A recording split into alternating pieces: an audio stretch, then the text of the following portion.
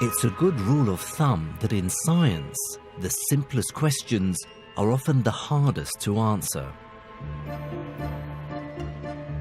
Questions like, how did the universe begin? In fact, until relatively recently, science simply didn't have the tools to begin to answer questions about the origins of the universe.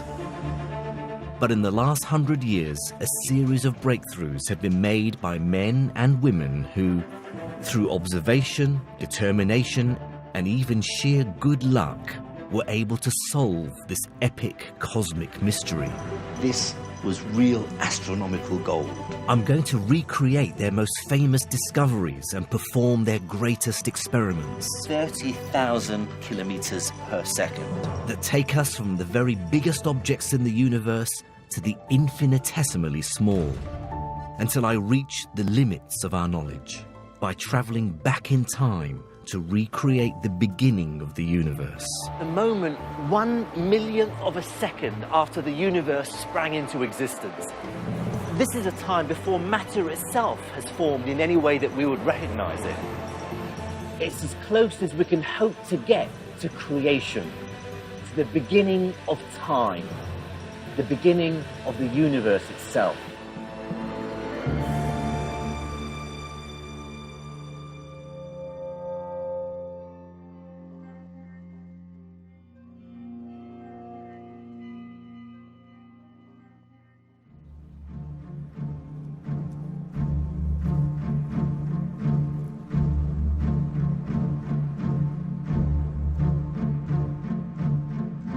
It's a remarkable fact that science took hundreds of years to come up with a theory to explain the origins of the universe.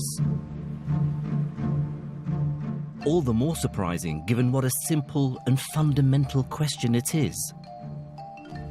There's something quintessentially human about asking the question, where does all of this come from?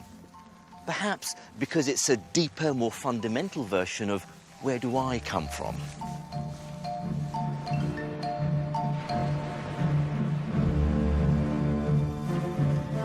Yet for most of human history, the answers to such an apparently simple question could only be attempted by religion. It wasn't until the middle of the 20th century that science built a coherent and persuasive creation story of its own. It was a story based on theory, predictions, and observation. A story that could finally explain what had happened at the very beginning of time. The beginning of the universe itself.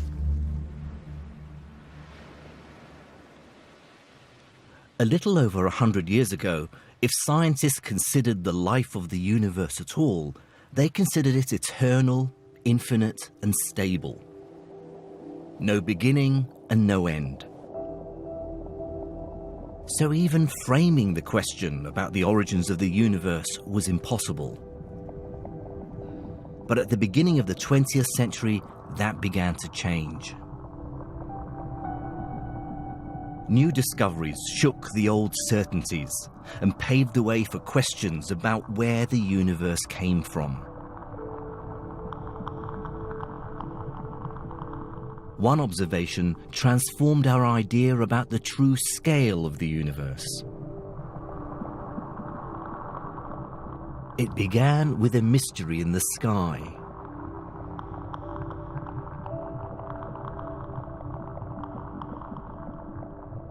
By the early part of the 20th century, it was well known that our solar system lay within a galaxy, the Milky Way. Every single star we can see in the sky with the naked eye is within our own galaxy.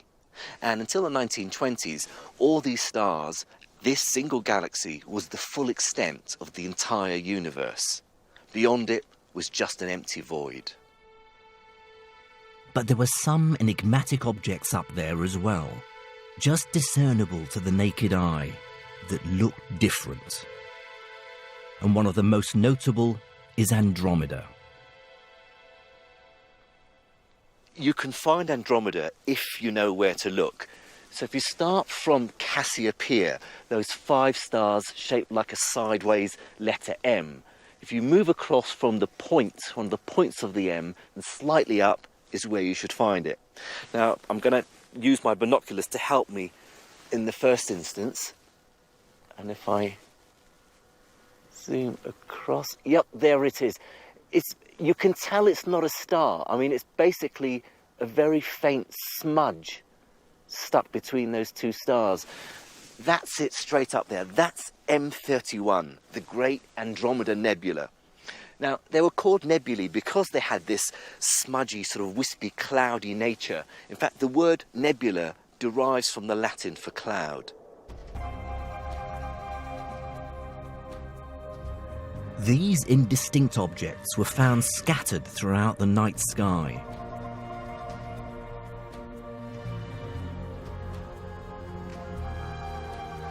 Telescopes revealed many of these nebulae were far more complex than simple clouds of interstellar gas. They appeared to be vast collections of stars, and that raised two intriguing possibilities.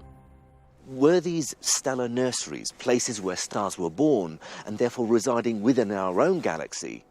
Or, much more profoundly, were these beautiful, enigmatic objects galaxies in their own right, sitting way outside the Milky Way? The implications of that second possibility were enormous. If true, it would instantly and utterly transform our idea about the size of the universe.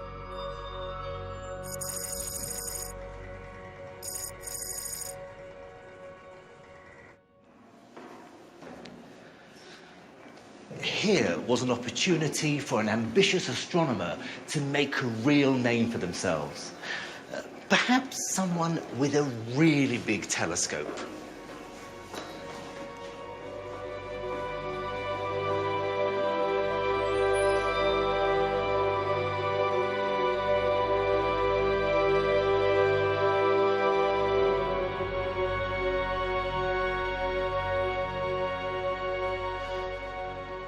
Step forward this man, Edwin Hubble, a man from Missouri. Although, if you'd ever met him, you'd never have guessed, because he developed this weird persona, a pipe-smoking tea drinker with a very affected, aristocratic English accent. Hubble is probably the most famous astronomer ever, not least because of his consummate skill at self-promotion, but also because of the incredible measurements he would make. In Hubble's day, when it came to observations and new discoveries, size mattered.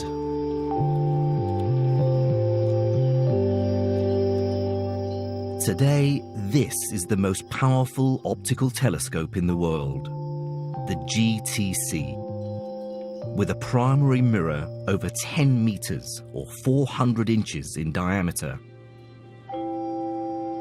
Far bigger than anything Hubble had.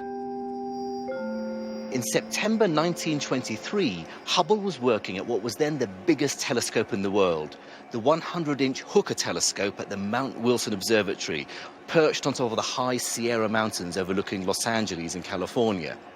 He was using the telescope to study one of the most prominent nebulae in the sky, the Andromeda Nebula.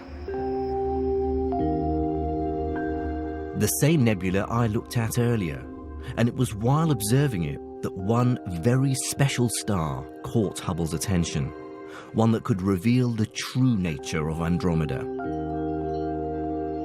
And I'm going to use this telescope to look for it now.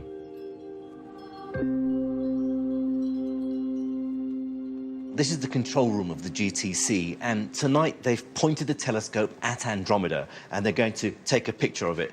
It takes about a minute for the exposure to give you a clear enough image. That's right. Takes a minute, yeah. Now the picture is finished, so we are going to open it. Okay, so this is Andromeda here. That's Andromeda, that's right. Yeah. And now this is Hubble's original plate. Yeah. Right, now Hubble's star is down here in this corner. Can you find it in your image? Yeah, if you take the image and you compare it, you will see that we don't see that one. What we see is the edge of the galaxy, so we go have to go a little bit further away. Oh, I see. So all this is just the edge. That's the edge. I was assuming it was the center of the galaxy. No. It just goes to show how much more resolution your telescope right, can get. yes. Okay, so can we see that particular star? Yeah, in order to find that particular star, because it's so faint, we have to look for reference which are brighter.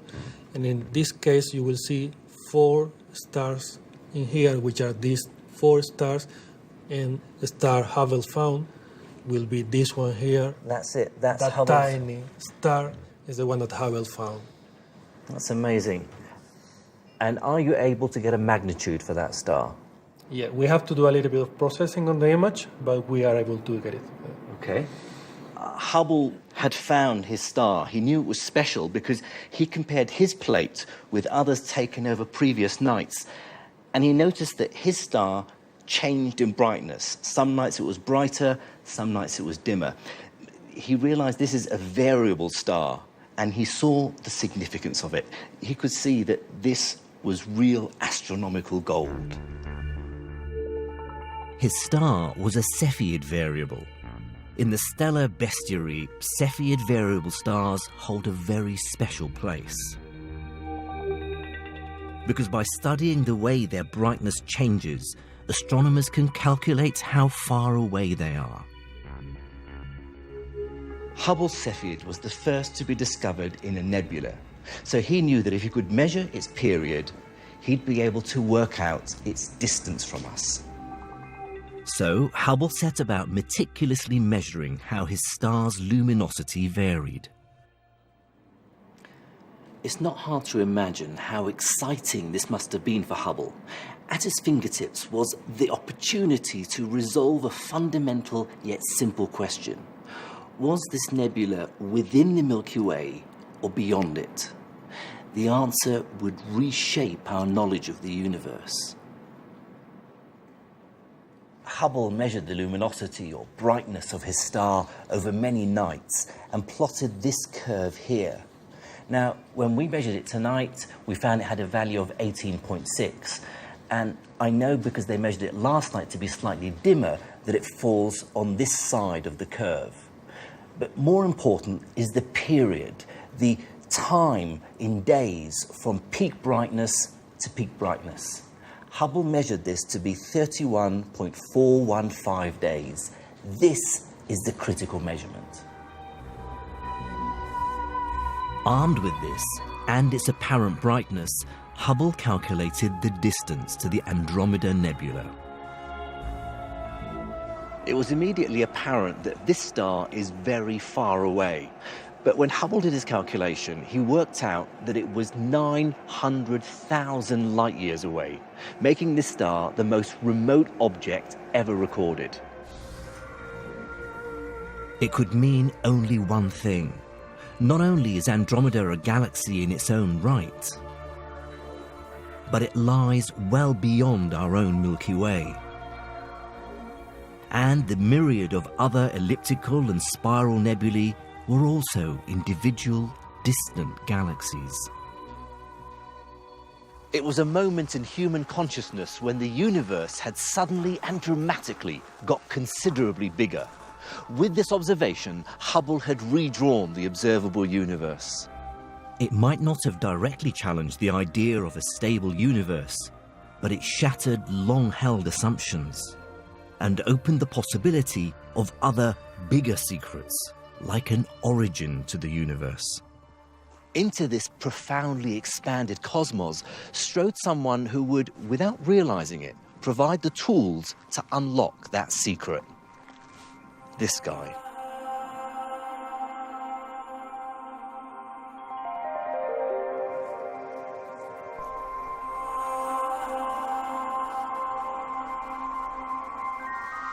A story as great as one that explains the origins of the universe would somehow feel wrong without involving a scientist as great as Albert Einstein.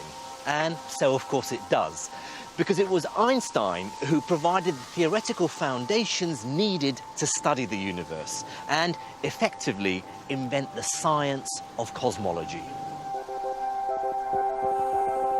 100 years ago, he proposed his general theory of relativity.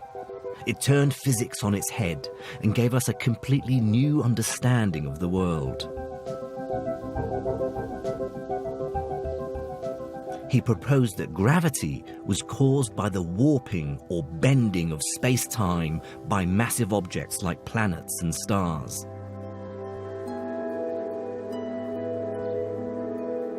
His theories were revolutionary. Einstein was a maverick who ignored the conventional to follow his own remarkable instincts. One of his lecturers once told him, "You're a smart boy, Einstein, a very smart boy, but you have one great fault. You do not allow yourself to be told anything." Of course, it was this very quality that would allow him to change the world of physics, and of course to mark him out as one of the greatest thinkers of the 20th century. And in 1917, he took his general theory of relativity and applied it to the entire universe. By following the logic of his theory, he arrived at something rather unsettling. The combined attraction of gravity from all the matter in the universe would pull every object in the cosmos together, beginning slowly but gradually accelerating until gravity would ultimately and inevitably lead to the collapse of the universe itself. But Einstein believed, like virtually everyone else, that the universe was eternal and static, and certainly wasn't unstable or ever likely to collapse in on itself.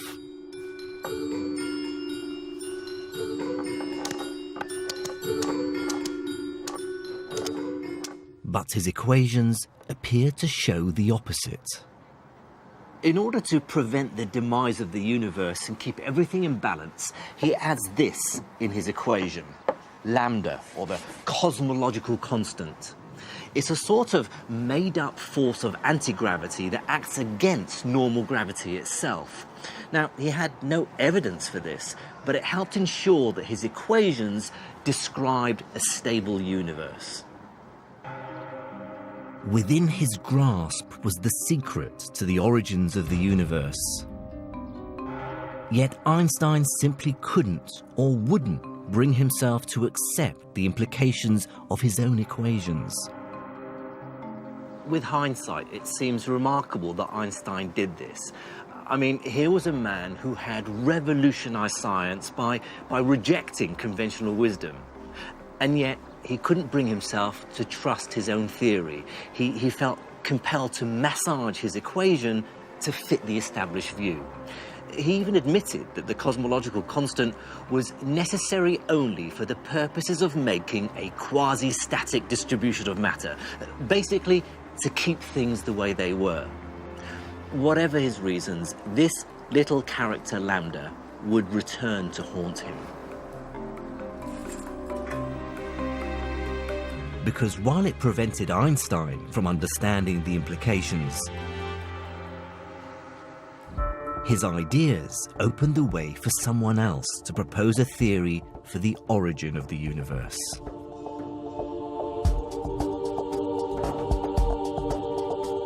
He was a young, part-time university lecturer of theoretical physics. His idea was so radical, it shocked the world of physics and split the scientific community. He started an argument that wouldn't be resolved for half a century. His name was Georges Lemaitre. Now, the eagle-eyed might spot the dog collar. In fact, he was both a physicist and an ordained priest. Of this apparently curious dual role, Lemaitre said, "There were two ways of pursuing the truth. I decided to follow both."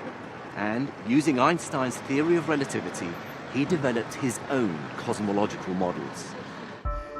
Lemaitre's model described a universe that, far from being static, was actually expanding, with galaxies hurtling away from one another.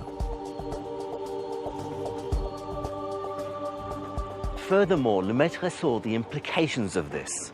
Winding back time, he deduced that there had to be a moment when the entire universe was squeezed into a tiny volume. something he dubbed the primeval atom. This was essentially the first description of what became known as the Big Bang Theory, the moment of creation of the universe.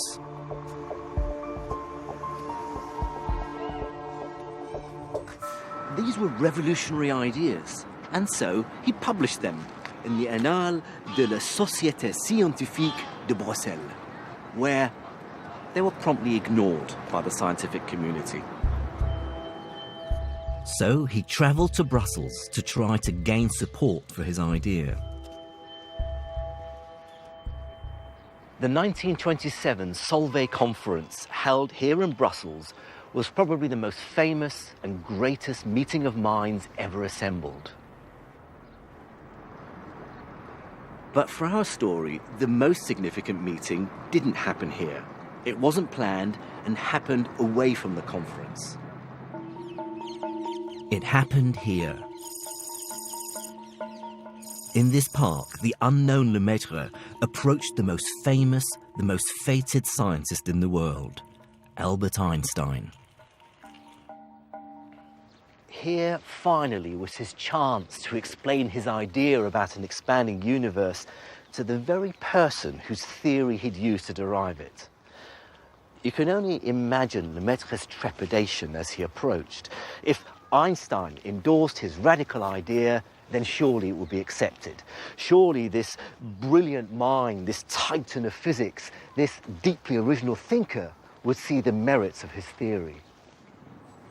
But after a brief discussion, Einstein rejected his idea out of hand.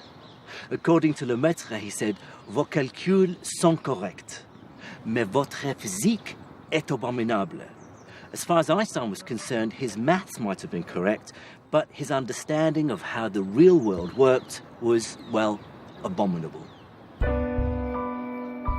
Once again, Einstein dismissed the idea of a dynamic universe. Lemaitre's paper should have ignited science, but without the backing of such a huge and influential figure as Einstein, his groundbreaking idea was doomed to be quietly forgotten. Unless some observation or evidence showed up to support the idea of an expanding universe.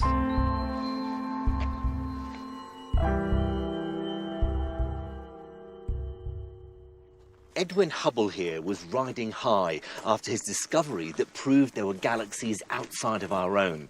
He was feted by Hollywood glitterati, a guest of honor at the Oscars, and with access to the world's most powerful telescope, he was ready for his next challenge.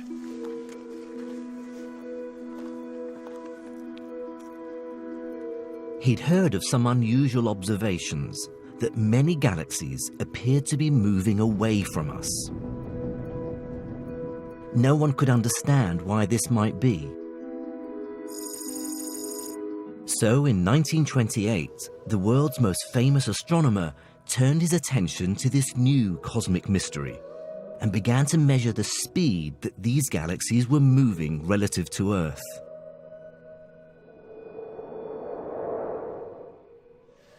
To measure the velocity that a galaxy was receding from us, Hubble used something called redshift. Now, it's not a perfect analogy, but the effect is similar to one most of us are familiar with in sound. The pitch of a car engine as it approaches us is higher because the sound waves are compressed, but the pitch drops lower as the car recedes because the sound waves are stretched. The effect is similar with light waves. As the source of light moves towards us, the observed wavelength is squashed towards the violet or blue end of the spectrum. But if the source is moving away from us, the wavelength is stretched towards the red end of the spectrum, or redshifted in the parlance of astronomers. And the greater the velocity the object is receding, the greater the redshift. With his assistant, Milton Hummerson, Hubble spent the next year carefully measuring the redshift of galaxies. And I've got the chance to do the same thing right now using this telescope. Okay, Massimo, have you found a galaxy for me? Yes, I found this galaxy. So how far away is this?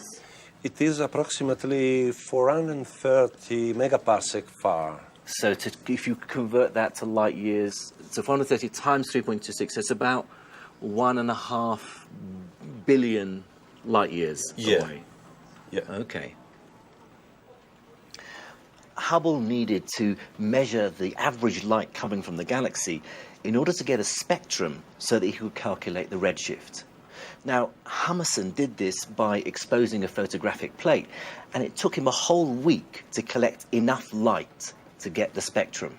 But here at the TNG, the Galileo telescope, they use instead a very sensitive chip that can do this much more quickly. How long does it take for you to get a spectrum? Approximately 10-15 minutes. So, 10 or 15 minutes exposure compared with a week back in Hubble's time. Far more powerful than anything they had back then. No? It's done. It is the spectra is quite good. Okay, so this is the raw spectrum that's been Yes. taken. Is there a particular emission line here that you will use as your reference to measure the redshift? Yeah. Here, for example, you have an emission line, but to obtain a real spectra, you have to clean it to obtain the final one. This is the cleaned up Yes. version of that. Yes, of that. So this is the actual Emission lines. emission lines from the galaxy. Yes. And this one below, I guess, is the reference. The reference, so correct, of a galaxy with a redshift 0. Okay, so one that isn't moving away relative to us. Yes. And so it's very clear here, if you compare the top one with this one, every emission peak Yeah. is shifted. It's shifted in the red. The reference line for example is H alpha. Okay. From this, you can compute the redshift of this galaxy. And can you work out from that how fast the galaxy is moving away from us? In principle, you can obtain this. Okay, so what's the formula? The formula is the difference between the rest wavelength and the observed wavelength divided by the reference wavelength and multiplied by C. This is the Doppler effect. Let's see if we can do that roughly. Yes. Okay, so this is about 7, 2, 0, 0, approximately. okay, Minus 6, 5, 6, 3. 3 Okay. over 6, 5, 6. 3. Yeah. And that's the fraction of the speed of light. Yes. Okay, so I might as well do this. I should do it with my calculator. So 7200, 6563. So it's a 7, 3, that's a 6. Okay, so then that we divide by 6563. Okay, so it's roughly 0.1 the speed of light. 0.1 c. So it's about 30,000 kilometers per second. Yes? Correct. Thank you. Okay, I'm actually quite pleased with my maths here because I was under pressure. So this galaxy is 1.5 billion light years away from the Milky Way, and it's moved from the redshift. We've worked out it's moving away from us at 1/10 of the speed of light. That means it's moving away from us at 30,000 kilometers per second. Boom. Science. Once he'd calculated the speed of the galaxy, Hubble then measured how far away it was.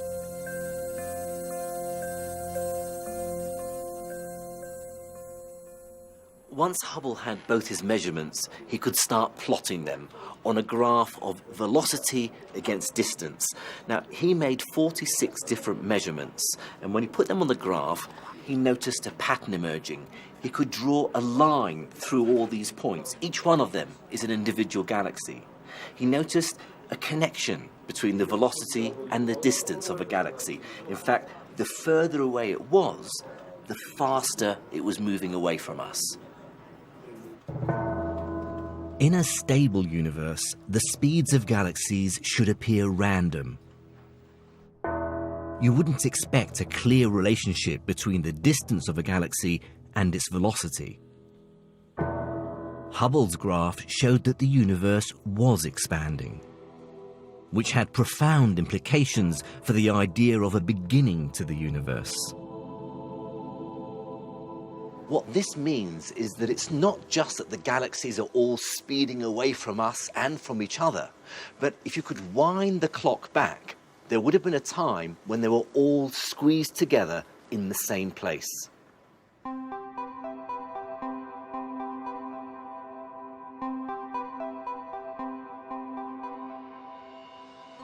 Here finally was the first observation, the first piece of evidence that Lemaitre's idea of a moment of creation, of a universe evolving from a big bang, might be correct.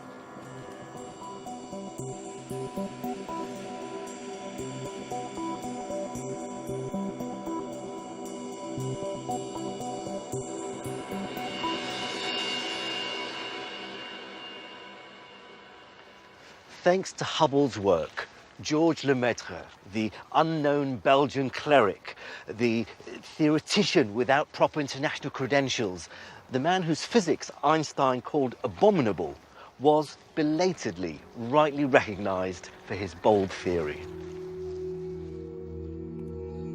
Most significantly, the biggest name in physics came around to this revolutionary idea. In 1931, on a visit to Hubble's observatory, Einstein publicly endorsed the Big Bang expanding universe model.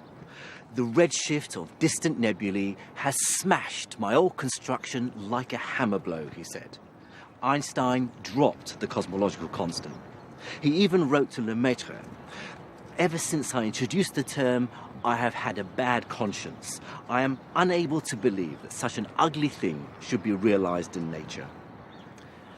It must have been quite an absolution for Lemaitre. Having been practically cast out into the scientific wilderness, he was now firmly at the center of a cosmological revolution.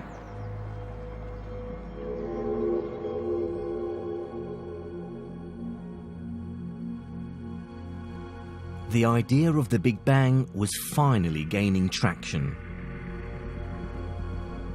But despite Einstein's seal of approval and the observations of Hubble, the argument was far from over.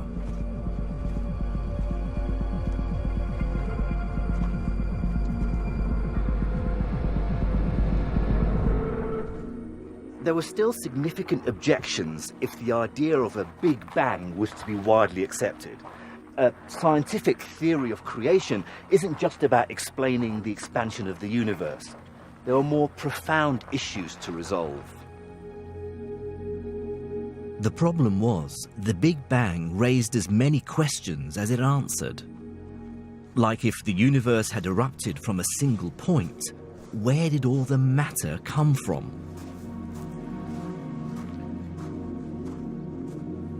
To go further, the Big Bang theory needed to explain how matter itself had been formed. Well, before that could be answered, we need to know what the universe is actually made of, the elemental building blocks. And working that out took an incredible bit of insight by a remarkable woman, Cecilia Payne. She studied at Cambridge University but wasn't awarded a degree because, well, she was a woman.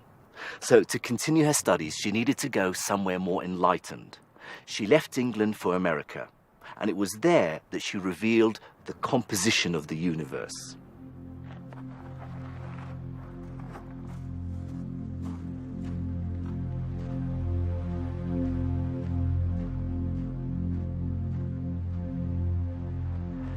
If you were to ask someone what the most common elements were, an atmospheric scientist might say nitrogen. After all, it makes up more than 3/4 of the atmosphere. Geologists might say silicon or iron or oxygen, which all seems very quaint and Earth-centric and really rather parochial.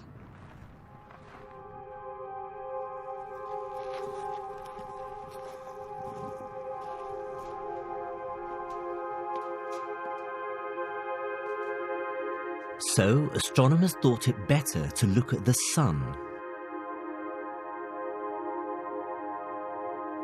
which makes sense given that most of what we see when we look out into the cosmos is stars.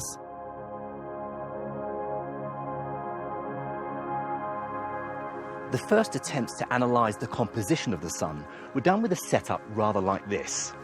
Well, not exactly like this. This is a cutting-edge 21st century solar telescope. But the basic idea was exactly the same.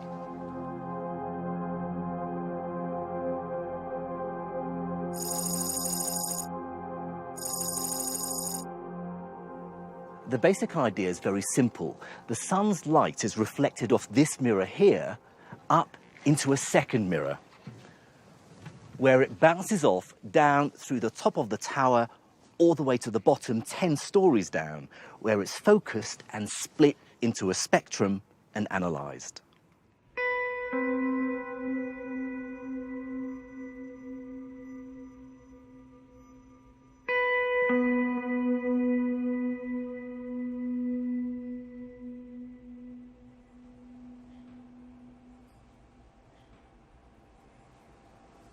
This is the control room of the solar telescope. The base of the telescope is over there.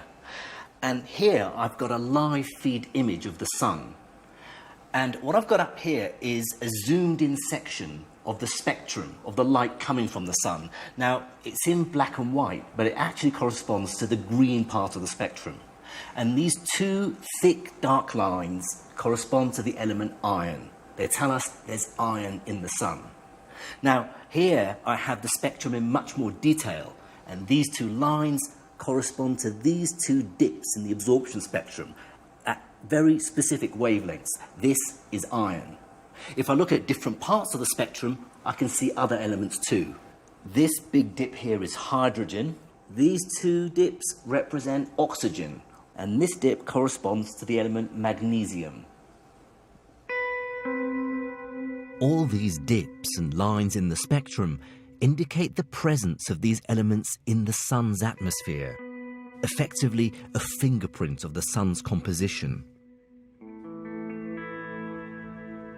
To a geologist, these elements are all very familiar. It appears at first glance that the sun is made of the same stuff as the Earth, that the sun is simply a very hot rock.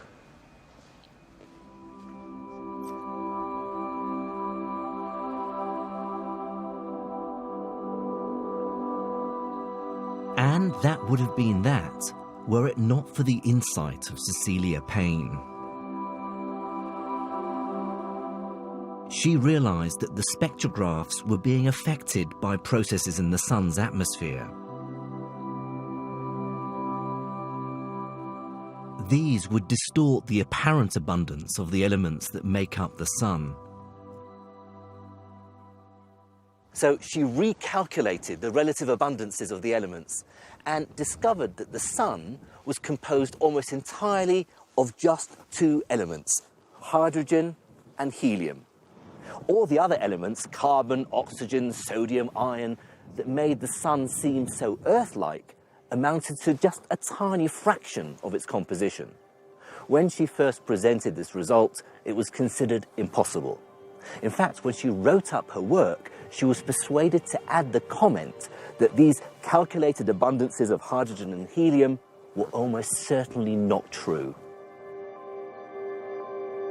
The idea was only accepted some 4 years later, when the director of a prestigious observatory arrived at exactly the same conclusion by different means. Ironically, this director was the very same man who'd initially dismissed Payne's work as clearly impossible. Payne's revelation about the ratio of hydrogen and helium was found to be remarkably consistent for almost every star in the galaxy. That led to a big conclusion. The universe is dominated by just two elements, the simplest and lightest elements, hydrogen and helium. Together, they make up more than 98% of all the matter in the universe. All the other elements that are so important to us, like carbon, oxygen, iron, amount to less than 2%. So now, the challenge for supporters of the Big Bang Theory was very clear and simple. Could the Big Bang Theory explain the creation and the observed ratios of hydrogen and helium found in the stars?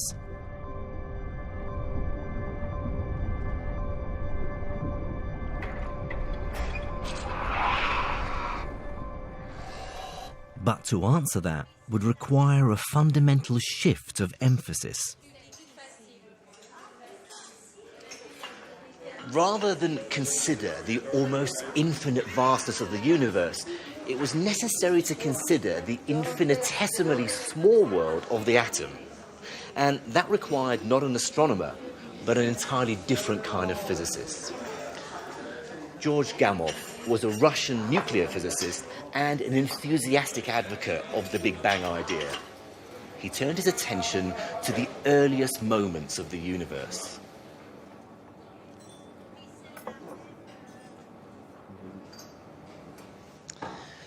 Here, he felt, was where the answer to the composition of the universe lay. This was when he believed hydrogen and helium were first forged, and he proposed it would have happened very soon after the birth of the universe. He set about building a mathematical model of the earliest stages of the universe. He was thinking about the universe in terms of seconds and minutes rather than billions of years. And he recruited a young protege, this chap, Ralph Alpha, to help him. After years of hard work, some of which, according to Alpha, were aided by hard drinking in a bar, they presented their idea. By rewinding the universe, it was clear to them that there would have been a time when the early universe was incredibly dense and phenomenally hot. At this stage, which they calculated to be just 3 minutes after the Big Bang, the universe would have been so hot that atoms themselves couldn't exist, only their constituent parts. A kind of superheated primordial soup of protons, neutrons and electrons. They even gave the soup a name, Ilem, from an Old English word for matter. Then came the crucial moment. A time when conditions were right for the nuclei of the first elements to be forged. In a short period of time, which they estimated to be less than 15 minutes, hydrogen nuclei, protons, were coming together to form helium in the process of nuclear fusion. Moreover, the ratios of hydrogen and helium predicted by their model matched that measured in the stars. They announced their results in a paper published in 1948. However, Gamow added another author to the paper, the famous nuclear physicist Hans Bethe, who had nothing to do with the work. Gamow added his name for a laugh. He thought it made a good science pun, because the authors of the paper now read Alpha, Beta, and Gamow. The young Alpha, however, was less amused to be sharing the credit with someone who'd done no work. By way of reconciliation, the story goes, Gamow produced a bottle of Cointreau for Alpha, but with the label changed to read Ilem.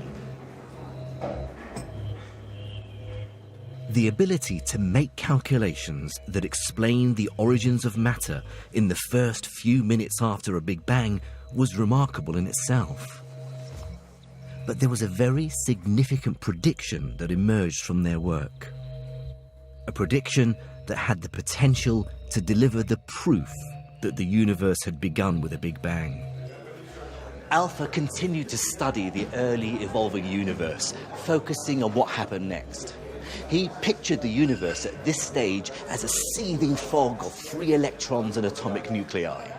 Then it dropped to a critical temperature, a temperature cool enough for electrons to latch on to the nuclei of hydrogen and helium.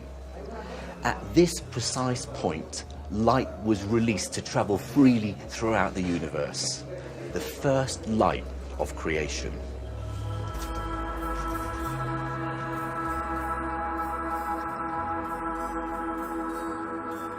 This might have remained nothing more than an academic curiosity had it not been for Alpha's insight. You see, he realized that this light from the beginning of the universe should still be reaching us now after billions of years. Very weak, very faint, but observable in all directions. He calculated that the expansion of the universe should be stretching the wavelength of this light beyond the range of the visible spectrum and should now be arriving as microwave radiation. So, find this predicted ancient microwave signature and it will prove not just the theory of the early evolution of the universe, but the entire Big Bang theory itself. Simple. The problem was, this was the late 1940s, and no one had any way of detecting such a weak signal. The acid test was quietly forgotten.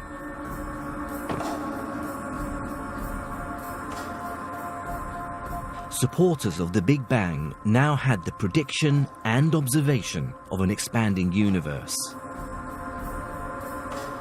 and a theory for how elements were forged in the first few minutes after the Big Bang. But without the clinching evidence for this, the argument over whether the Big Bang theory was correct rumbled on. The opponents of the Big Bang continually tweaked and adjusted their theories to make their idea of an eternal and infinite universe fit the new observations. The scientific community was still pretty evenly split. Conclusive proof of the Big Bang theory would eventually emerge some 15 years later. It would be revealed quite unexpectedly by two young radio engineers. In 1964, Arnoud Penzias and Robert Wilson, that's Penzias on the right there, discovered something so momentous it won them the Nobel Prize.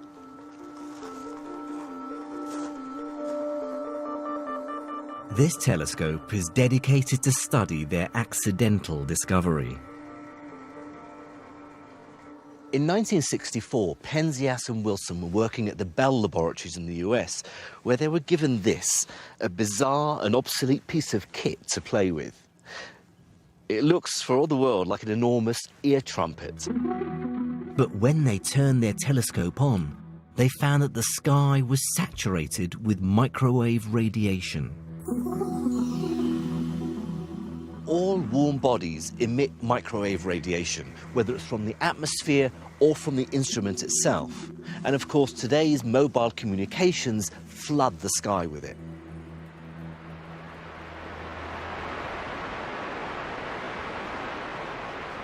So, before they could do any useful measurements, they had to calibrate their horn antenna to see if they could reduce this noise.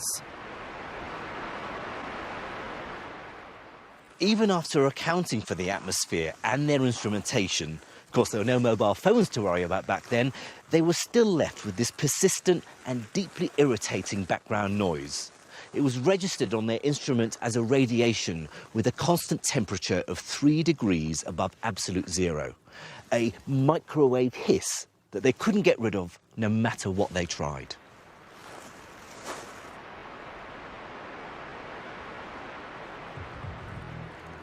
Even more annoying for them was the fact that it seemed to be everywhere they pointed their celestial ear trumpet. They were about to give up when Penzias attended a meeting where he casually mentioned this irritant to a colleague. A few weeks later, the same colleague phoned him up and said he knew of some researchers in Princeton who were looking for just such a signal. Unwittingly, Penzias and Wilson had stumbled upon that predicted radiation, Alpha's burst of light from the early evolution of the universe. Here, at last, was proof of the Big Bang theory.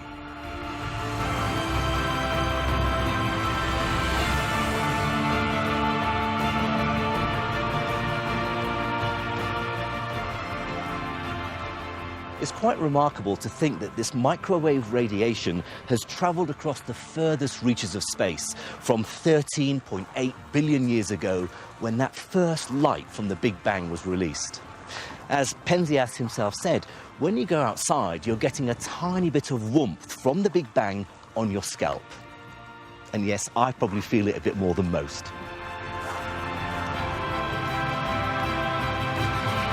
Almost 40 years after Lemaitre first postulated it, the idea of the Big Bang had finally entered the scientific mainstream.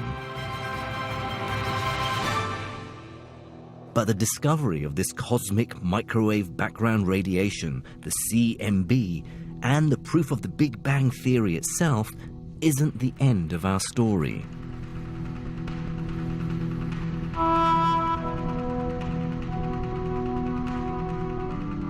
We've probed back to the first few minutes after the Big Bang.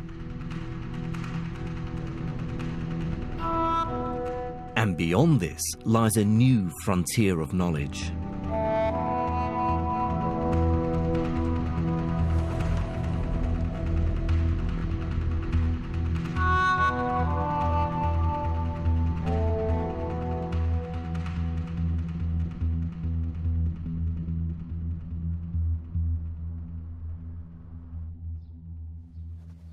There are still very big questions to resolve about the beginning of the universe.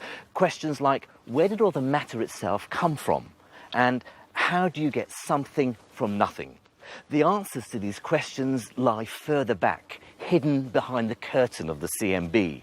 Their secrets lie in the primordial universe, within the very first second of its existence.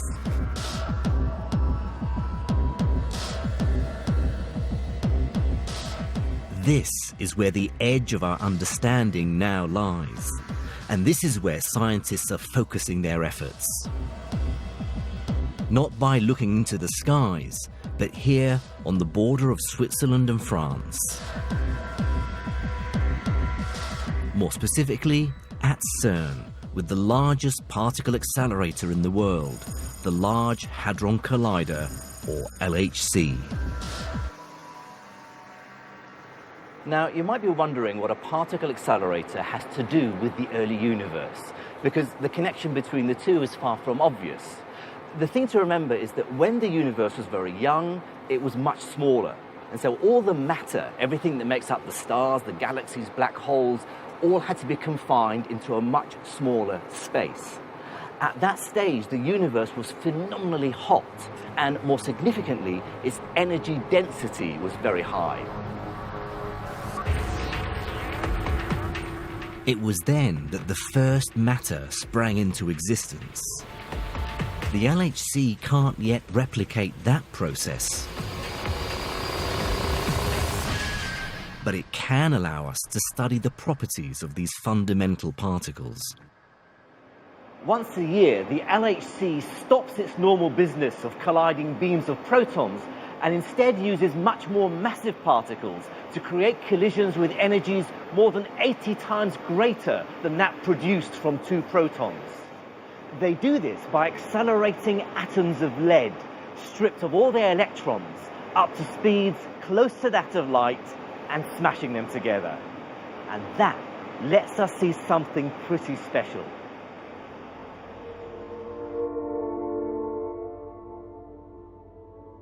The collisions are so intense that for a moment will create something unique. A world not of atoms or even neutrons and protons, but of quarks and gluons and leptons, exotically named particles that came together to form atoms in the first millionth of a second after the Big Bang, and have been locked away ever since. Down there, underneath that lead shielding, we're recreating a stage in the universe's evolution called the quark-gluon plasma. Now, this is the moment immediately before the quarks become trapped by the gluons to create protons and neutrons, which themselves go on to form the nuclei of atoms. The phrase we use grandly is the confinement of the quarks.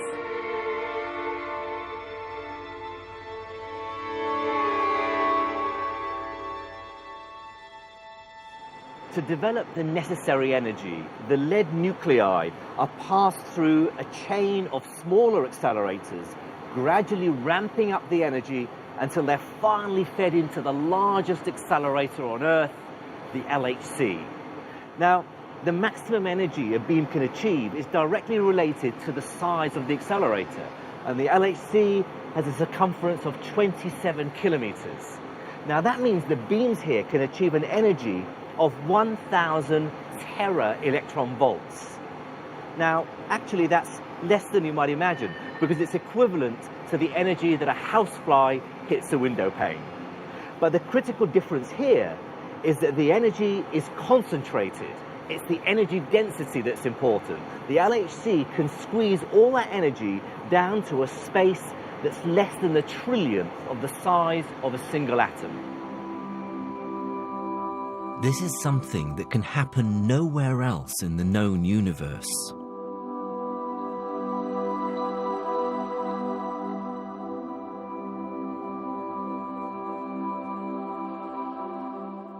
The two beams of lead nuclei are traveling around the ring in opposite directions. They're meeting deep underneath this control room at the detector. You can see live feed pictures of the detector up on that screen. Now, underneath us, they're traveling at a speed of 99.9998% the speed of light.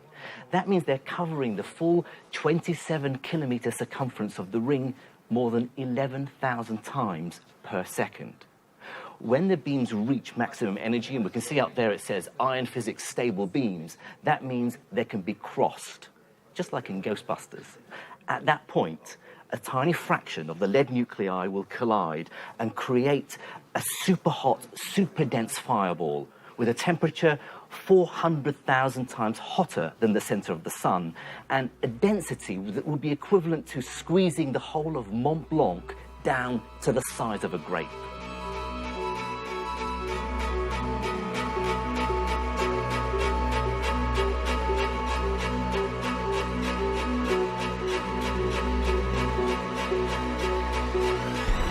That looks like a fantastic image there. So can you tell me what we're seeing? It's amazing, actually, isn't it? It's literally tens of thousands of particles and antimatter particles flying out. It's kind of aftermath of this explosion. Right. So the coloured particle trails here aren't the quarks and gluons themselves, but evidence of the quark-gluon plasma created by the collision. We have to infer its properties from looking at the debris that flies out. It's a bit like working out how an aircraft works by looking at the debris of a plane crash. That's what we see. What I find amazing is what we're doing here is trying to recreate that moment in the early universe where the quarks and gluons were all free to float around because the energy was so high. And then it cooled and they stacked together. You're doing the opposite. We're starting with normal matter, smashing it together, and going back to that unconfined state, that plasma. Yeah, I mean, I like to think of Alice as a time machine. We're actually winding back the clock. And this is the only way that we can study the properties of free quarks, because these quarks have been imprisoned inside particles like protons and neutrons for 13.8 billion years. That's pretty incredible, isn't it? Finally, after 13.8 billion years, you can set these quarks free, even if it's for a fraction of a second. Yes. While we don't yet know how matter sprang into existence, studying these collisions allows us to make the first tentative steps towards that discovery. What we've just witnessed is the earliest stages of the universe that anyone, anywhere, has been able to observe. It's the closest we've got to the moment of the Big Bang. And let's face it, it's not bad. 1/1,000,000th of a second after the Big Bang itself. Even going this far back in time still leaves physics with unanswered questions.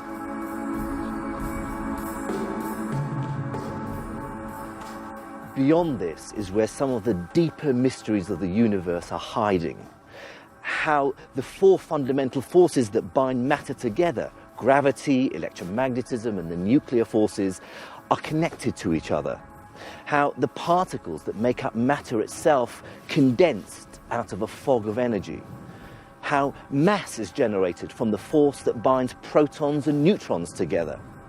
And how the universe itself underwent a super fast expansion in 1 billion billionth of a second to create the structure of the cosmos. At the moment, we have no way of observing any of these phenomena. This is the realm of abstract theory and speculation. If we're ever going to replicate this early stage of the universe's evolution, we're going to need to create considerably higher energies. Frankly, we're going to need to build a bigger collider. And that's a problem. And it's not just one of expense, although it would be phenomenally expensive. No, it's more one of finding the room to build it. Remember when I said the energy is related to the circumference of the accelerator? Well, the LHC down below me has a circumference of 27 kilometers. It runs beneath the Jura Mountains and straddles both France and Switzerland. In order to look back and observe the universe at this earlier stage, well, we need to build an accelerator with a circumference larger than the orbit of Pluto.